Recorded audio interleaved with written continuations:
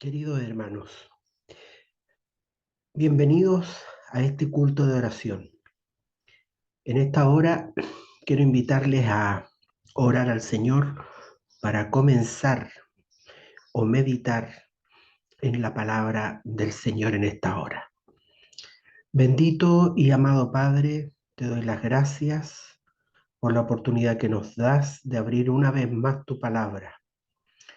Queremos, Señor, implorar y pedir que tu Espíritu nos dirija y nos acompañe al abrir el sagrado libro.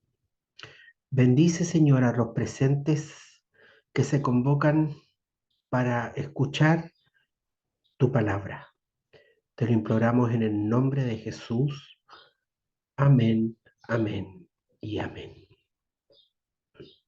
Mis queridos hermanos, ¿será que Dios tiene una iglesia? ¿Será que el Señor realmente tiene un solo pueblo? Eh, Pareciera ser un tema o preguntas que estuvieran casi de más, pero no es tan así. Creo que una vez más vale la pena reflexionar en estas verdades que el Señor dejó escritas en su palabra. ¿Por qué lo digo así? Hay personas que creen fuertemente en estos tiempos que todos los caminos llevan a Dios, que indistintamente de la religión cristiana a la que usted pertenezca, resulta ser lo mismo. Es decir, todas llegan al Dios de los cielos. Pero esta aseveración tan común y tan repetida a través de los tiempos se contrapone a lo que Dios nos enseña en el Sagrado Libro. Dios sí tiene una iglesia, un solo pueblo, y el Señor incluso nos dejó puestas en la Sagrada Escritura las características de ese pueblo único que se distingue. Al usar esta palabra, distinguir, también surge en mí la preocupación de la pérdida de la identidad del pueblo remanente. Y lo digo porque pareciera que en el plan del Señor está que su pueblo brille, que ilumine, que se distinga de los demás pueblos que existen sobre esta tierra en este concepto de fe, en el concepto religioso o espiritual. La palabra de Dios nos enseña que el Señor tiene un solo pueblo como su pueblo verdadero. Y eso, ¿qué es lo que queremos repasar en esta tarde nuevamente? Confiando en que el Señor tiene algo que hablarnos también en nuestros tiempos. Para ello, quiero invitarles a abrir la Biblia allí en el libro de Juan, capítulo 10, versículo 16. Juan, capítulo 10, el versículo 16. Dice el Señor Jesucristo: también tengo otras ovejas que no son de este redil. Aquellas también debo traer, y oirán mi voz, y habrá un rebaño y un pastor. Quise tomar este texto para iniciar la meditación de hoy, pensando en esta misma idea, en esta idea de que el Señor es el que las pronuncia esta declaración, donde dice que Dios tiene un rebaño, Él tiene un solo rebaño. Incluso Él hace alusión a que Él tiene ovejas en otros rediles. Y en esta declaración dice, también debo traer estas ovejas, oirán mi voz, que también es un detalle importante, oír la voz del pastor, para que haya un rebaño y un pastor. También la Sagrada Escritura presenta a través de las enseñanzas de Cristo y de las parábolas la idea también unitaria de la elección que Dios tiene de un pueblo especial, su pueblo. En estas parábolas son mencionadas como el camino angosto, por ejemplo. También el Señor lo presenta como el trigo, como las ovejas. Y así hay varias otras parábolas donde el Señor presenta lo que distingue a este pueblo que es su pueblo especial, sus verdaderos seguidores. Eh, Incluso una de las características más conocidas y de las que más usamos es la de Juan capítulo 14, versículo 15, donde la Sagrada Escritura señala también ahí que si amamos verdaderamente al Señor, debemos guardar sus mandamientos. También fue una expresión dada por Jesús. Si me amáis, guardad mis mandamientos. En este mismo capítulo, en el libro de Juan 14, el versículo 6, Jesús también declaró un versículo que ustedes conocen. Yo soy el camino, la verdad y la vida. Y este pasaje, cierto, conocido, también nos da esta misma idea distintiva, esta misma idea única, donde Él presenta de que el camino del Señor es uno solo, donde también la Sagrada Escritura nos recalca que la verdad es única y que la vida eterna es encontrada solo en la persona de Jesús. Por eso una característica fundamental del pueblo que le sirve es que reconozca en Cristo a nuestro único y suficiente Salvador. También la Sagrada Escritura hace alusión a estas características que tiene el pueblo del Señor. Como ya lo acabo de mencionar, esta declaración dicha por el mismo Cristo, si me amáis, deben guardar mis mandamientos. Y en este contexto, la Sagrada Escritura lo vuelve a repetir en varias ocasiones.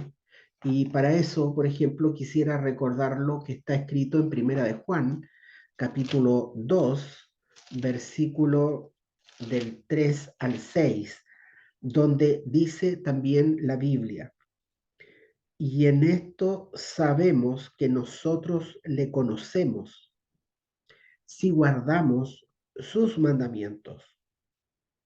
El que dice yo le conozco y no guarda sus mandamientos, el tal es mentiroso y la verdad no está en él. Porque el que guarda su palabra, en este verdaderamente el amor de Dios se ha perfeccionado. Y por esto sabemos que estamos en él. El 6 dice, el que dice que permanece en él debe andar como él anduvo. Aquí nuevamente se nos insta o se relaciona el pueblo de Dios o los seguidores de Cristo con estos conceptos bastante sencillos, pero a la vez profundos, a la vez.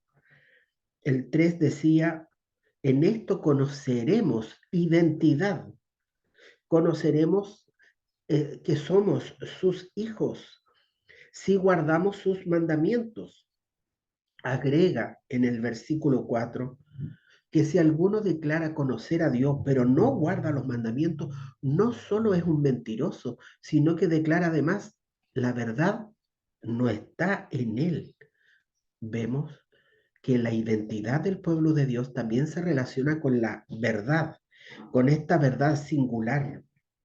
El versículo 5 dice además que el guardar los mandamientos tiene que ver con una expresión absoluta y certera del amor que sentimos por Dios.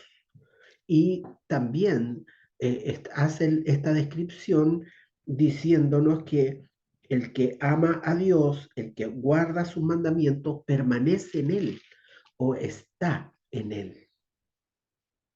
Aquí mismo, en este mismo capítulo o en este mismo libro, dice en Primera de Juan, capítulo 5, el versículo 2 y 3 dice, en esto conocemos que amamos a los hijos de Dios, cuando amamos a Dios y guardamos sus mandamientos. Pues este es el amor de Dios, que guardemos sus mandamientos, y sus mandamientos no son gravosos.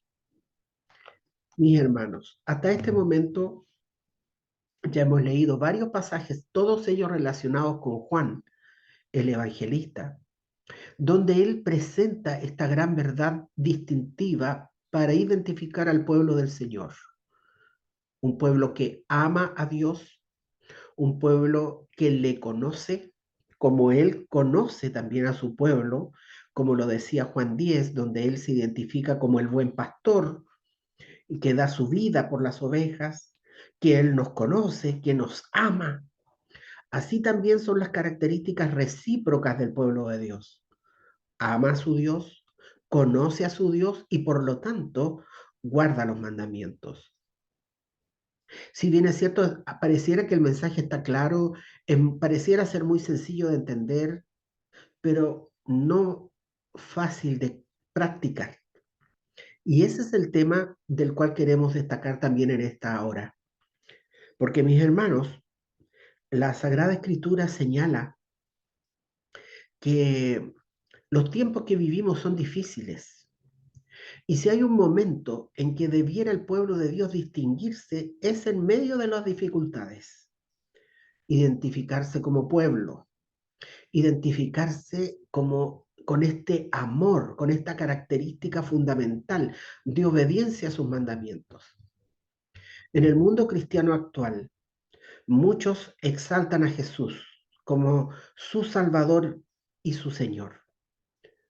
Pero a diferencia de lo que expresa la Sagrada Escritura, nos hace ver de que no basta solo amar sentimentalmente, sino esta racionalización de lo que Cristo nos enseñó, donde dice que el que verdaderamente le ama obedece sus mandamientos, es lo que da este elemento clave de identidad del pueblo remanente.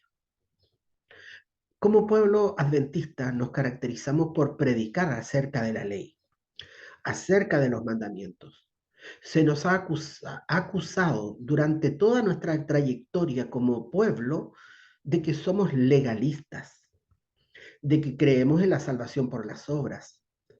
No siendo así, sino poniendo por excelencia lo que el Señor declara en estos versículos que hemos leído.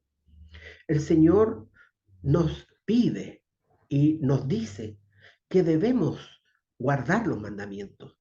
Y para ello es un tema fundamental, como una expresión de amor y no como un medio de salvación.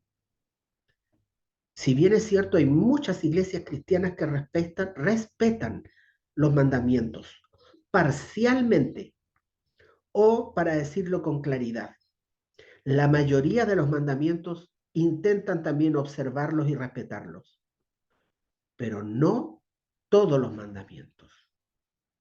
Hay un mandamiento que ha sido dejado de lado, incluso que se lo ataca como una señal de identidad.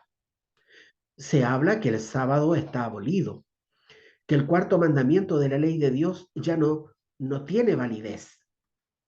Los otros 9 sí. Pero ¿qué pasa con el mandamiento del sábado?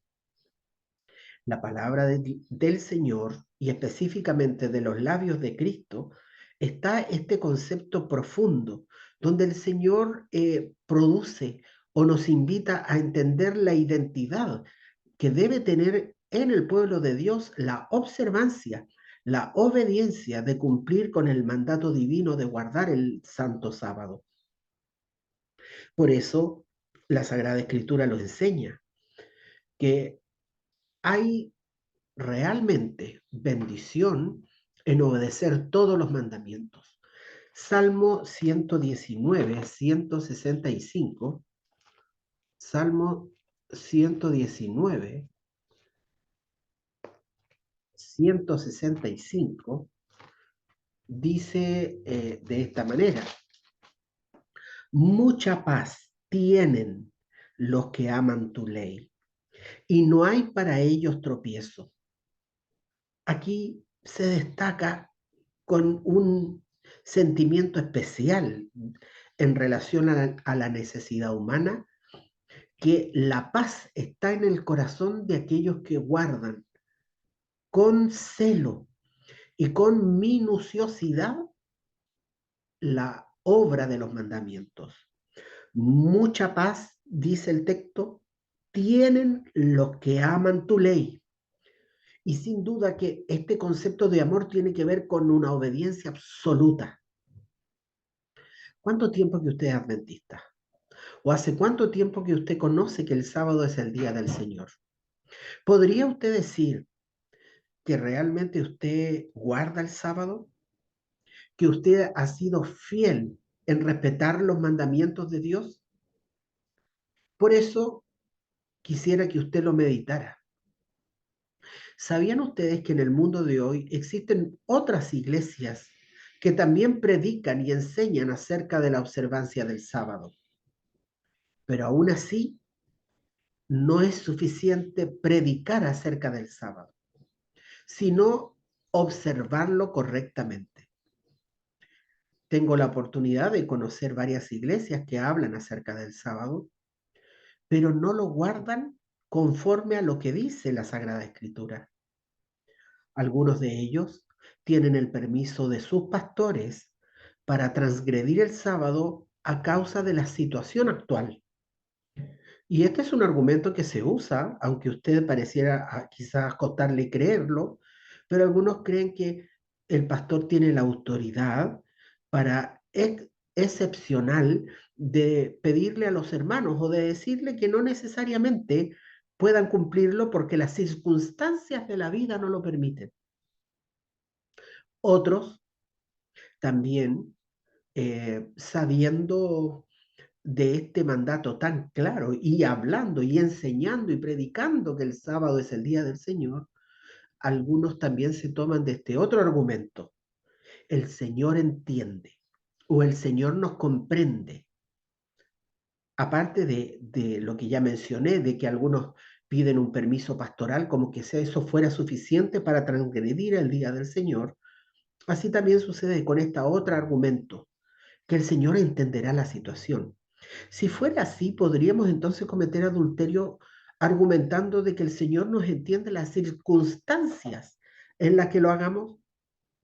La postración de un cónyuge en estado vegetal o a causa de una enfermedad podría justificar que nosotros cometamos adulterio.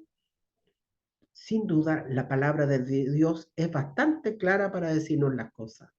Y de allí viene entonces una preocupación para reflexionar entre nosotros. Como adventistas, sabiendo la verdad, sabiendo que el sábado comienza de puesta de sol a puesta de sol, sabiendo que no debemos trabajar en el sábado, que no debemos comprar ni vender, que no debemos hacer ninguna actividad, ya aunque no sea lucrativa, que nos desconcentre de una comunión especial con Dios en ese día. El agotamiento excesivo de los tiempos de hoy está llevando a mucha gente a que el sábado sea un día de real descanso físico. Dejan de ir al templo, están tan cansados que no han podido estudiar la escuela sabática. Otros prefieren quedar en cama y entendiendo el mismo argumento, quizás el Señor nos entenderá y Él nos hará la excepción.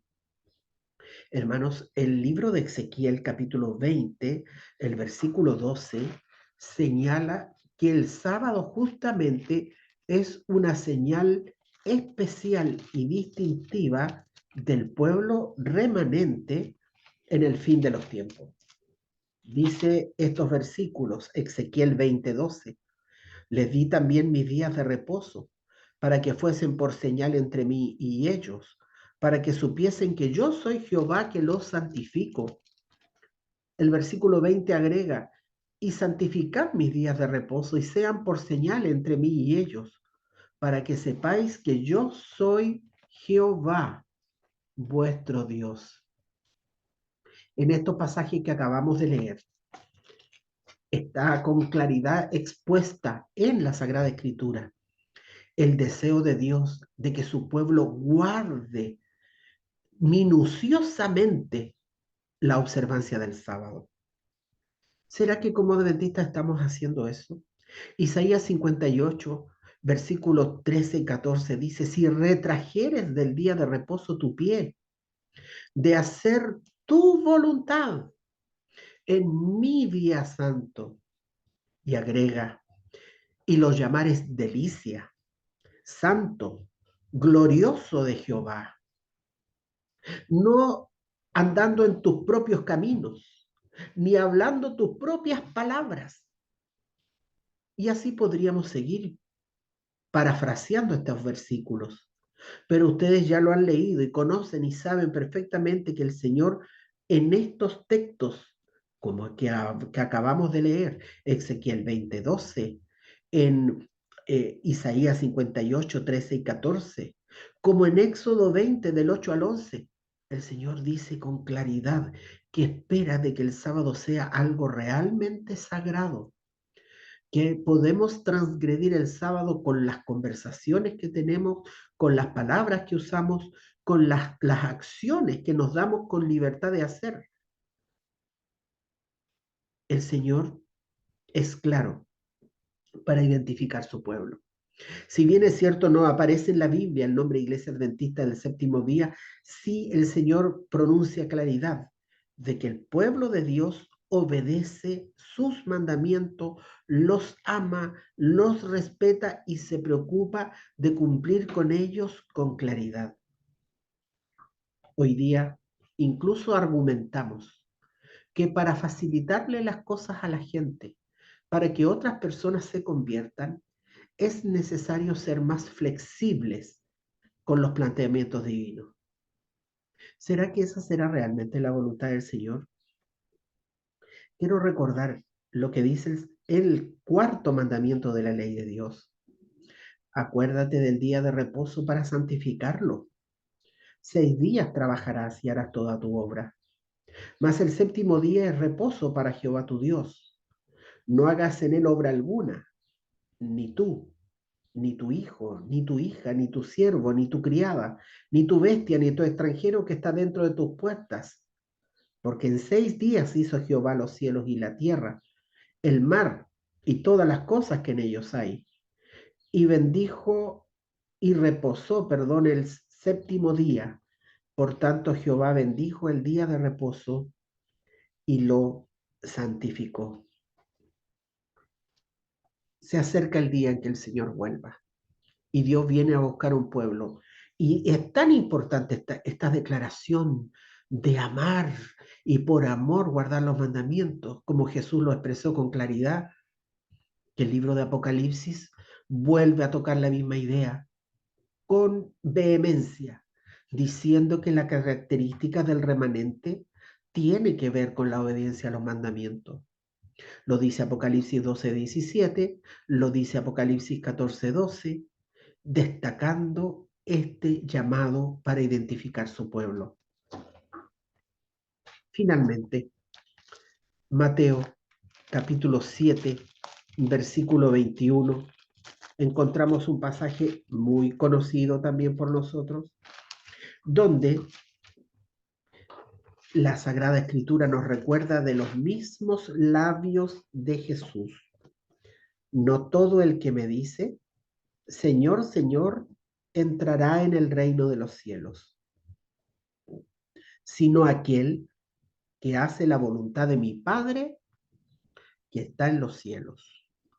Muchos me dirán en aquel día, Señor, Señor, no profetizamos en tu nombre y en tu nombre echamos fuera demonios y en tu nombre hicimos muchos milagros. Entonces les declararé, no os conocí, apartaos de mí, hacedores de maldad. Así es, no todo el que dice, Señor, Señor, entrará en el reino de los cielos. Jesús con claridad nos dijo en Mateo 5:17, no penséis que he venido a abrogar la ley o los profetas. No he venido a abrogar, sino a cumplir. Porque de cierto os digo que hasta que pasen el cielo y la tierra, ni una jota, ni una tilde pasará de la ley hasta que todo se haya cumplido.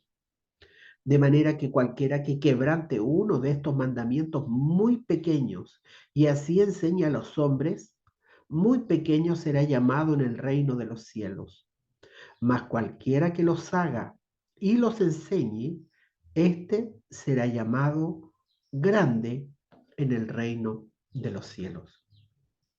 Mis hermanos, al finalizar este mensaje, quiero animarles a meditar cómo estamos guardando los 10 mandamientos y en especial también cómo estamos guardando el día del Señor, el sábado. Este mandamiento que la gran mayoría del mundo cristiano no respeta. Y por eso somos llamados a distinguirnos.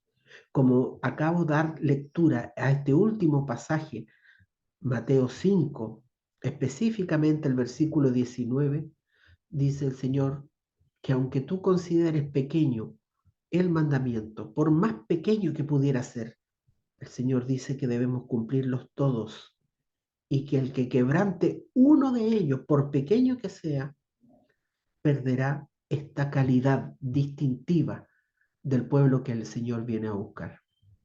Si Dios lo pide es porque podemos hacerlo. Esfuércese, sea valiente, no tema, no desmaye. Cumpla con el Señor, así como Él ha cumplido con nosotros en tantas cosas buenas que nos pasan en esta vida. Reciban de mi parte un gran abrazo y permita que el Señor hable a su corazón a través de las lecturas que hemos hecho de su palabra en esta hora.